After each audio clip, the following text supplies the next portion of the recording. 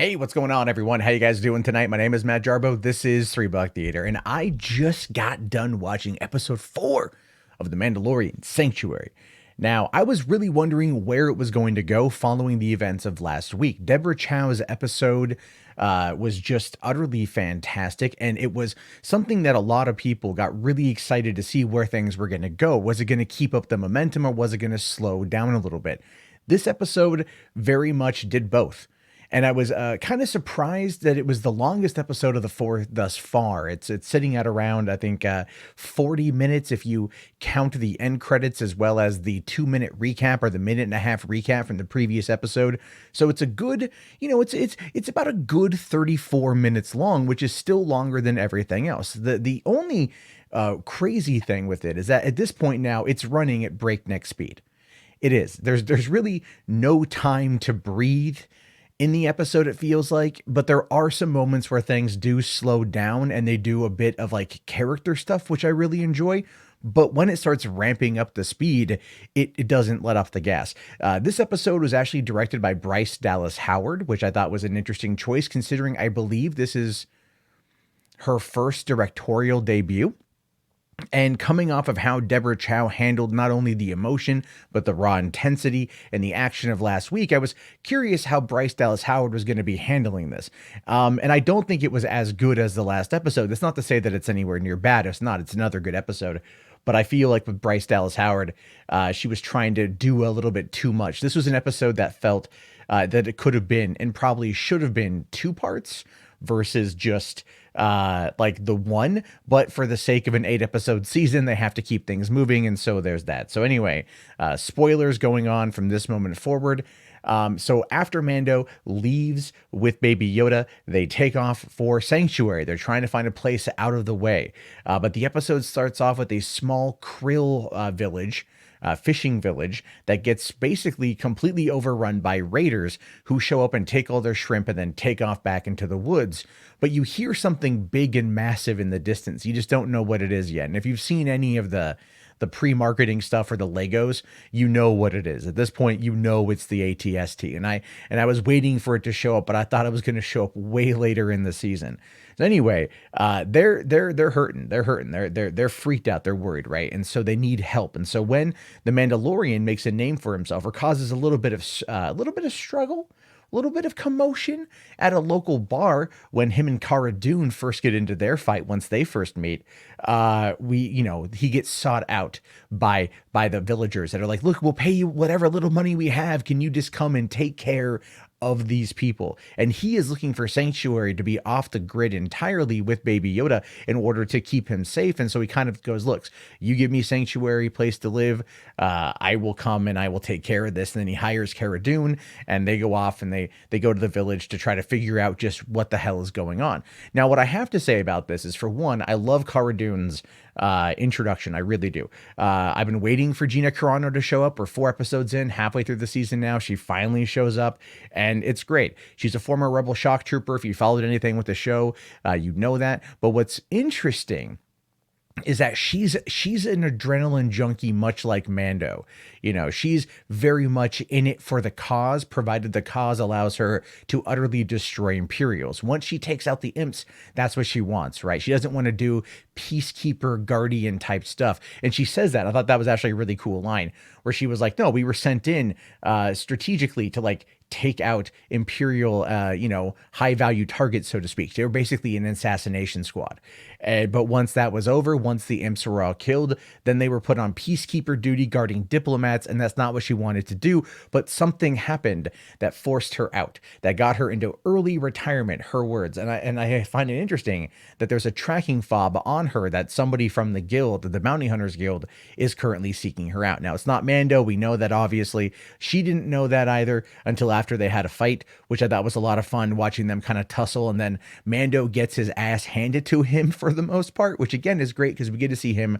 We kind of think of him as being this like utter badass. He can't get hurt. But in every episode, it feels like he gets himself in way over his head and then has to ultimately find a way out of it.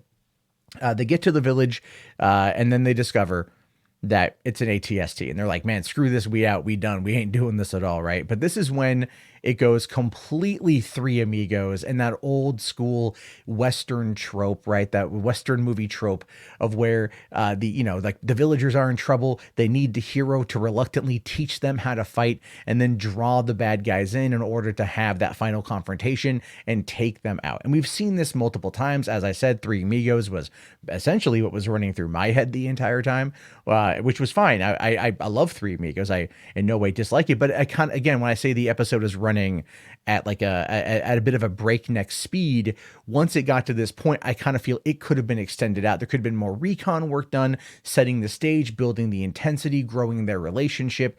I feel that could have been a thing. Unfortunately, again, 35 minutes or so, they just wanted to run right through it, which kind of sucks, but what are you going to do? Another thing is that they decide to teach everyone. So they teach them how to shoot. They teach them how to fight with sticks. They get them to like build a barrier, barricade, and all like the span of a day. And that's, again, when this running at this level of speed, like when Kuil and Mando repaired the Razor Crest after the Jawas completely took it apart, it feels like they did it in like an evening, it's because they don't really give us a kind of semblance of time. But because the Raiders had already gone and attacked them and took the food, one would assume that the Raiders were in no real need to go after them again. So they took the fight to them, fought a bunch of them, killed a bunch of them, and then got their attention and brought the fight to the village. And of course, what I loved about that was them going like, oh, okay, the ATST didn't take the bait. It didn't fall into the trap. But they're trying to get all the other, Cara does the coolest shit. Actually, I love Cara Dune as a character because she takes Mando's pulse rifle, which we now know that is called a pulse rifle. I believe other people know that's what it's called. I didn't know that's what it's called, so I learned that. Yeah, you learn something new every day, right? She takes it. She starts then taking shots at the ATST, trying to lure it into the trap, gets a solid blow right inside the cockpit, takes out the window. It falls in, collapses. Mando runs up, hucks in a thermal detonator, takes it out.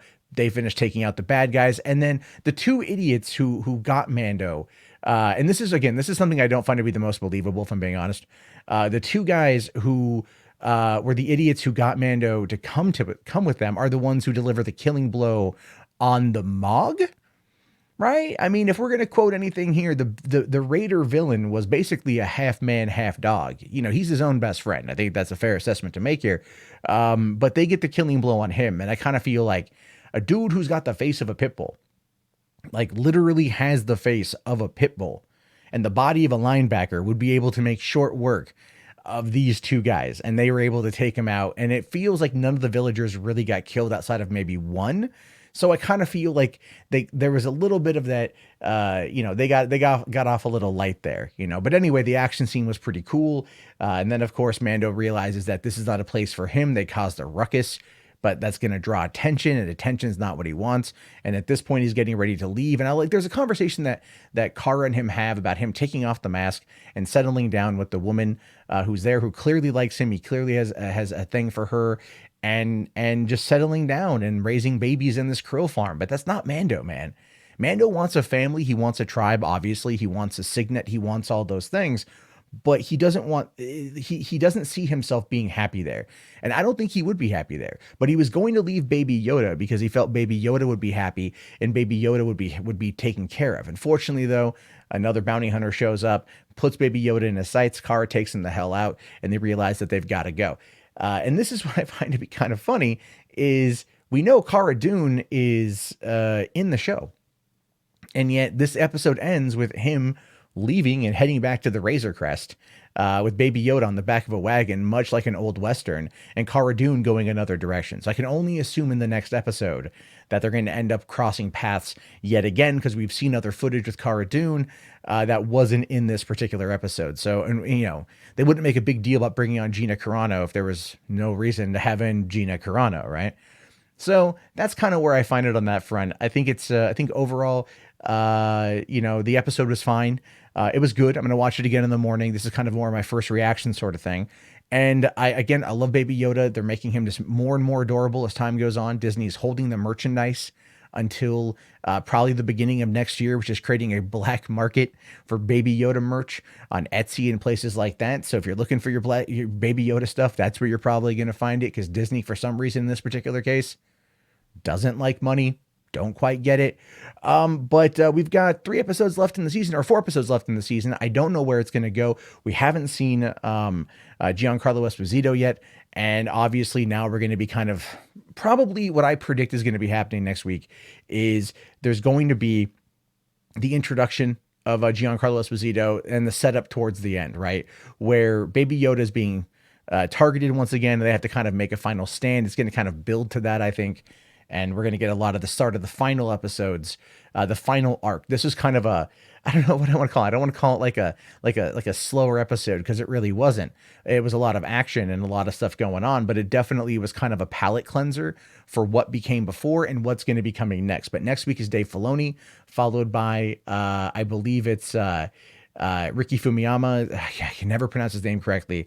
He's doing episode 6. Deborah Chow is doing the penultimate episode with episode 7, which I do believe at this point will tie in directly to the Rise of Skywalker because that opens then that same week. And then the next week is the season finale on December 27th. So we've got 4 weeks to go until the end of the season. There's a lot to discuss as always. The show is amazing. It's great. I love it. Can't wait for another week. And I have to actually give Disney credit here because last week it didn't pop up on the website until nearly 1 o'clock in the morning. And I complained about that. But today it actually popped up by about 12:05. So I got to see it. So that's fantastic. But anyway, your thoughts, your opinions, let me know down in the comments below. What do you feel about this? Good, bad, other? Was it as good as last week? Better than last week? Not as good? Where do you see things going? What's on your mind with the show? Let's have a conversation about this. Anyway, my name is Matt Jarbo. This has been 3 Buck Theater. Guys, thank you again so much. These reviews actually get a lot of views, and it means the world to me that there's so many awesome Mando fans out there. So please leave a like, subscribe if you're new. I'll talk to you all later. Have yourself a great day, and may the Force be with you.